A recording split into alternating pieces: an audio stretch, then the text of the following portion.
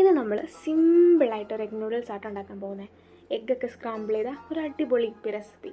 അപ്പോൾ നമുക്ക് എണ്ണ ഒഴിക്കുന്നുണ്ട്. ഒരു പാനിലോട്ട് എണ്ണ ഒഴിച്ച് അതിലോട്ട് ഒരു എഗ്ഗാണ് ഞാൻ എടുക്കുന്നത്. ഒരു എഗ്ഗ് സ്ക്രാമ്പിൾ ചെയ്യുന്നുണ്ട്.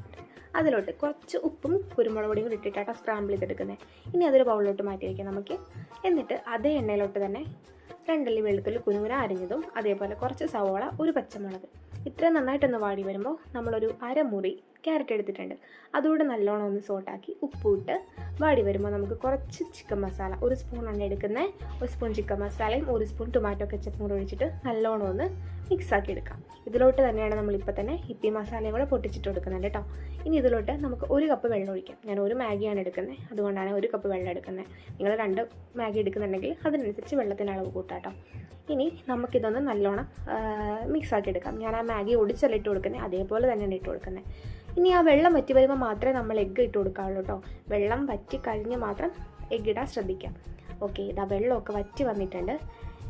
ഇനി നമുക്ക് ഒന്നും ചെയ്യാനില്ല, നമുക്ക് തീ ഓഫ് ചെയ്യാം കേട്ടോ.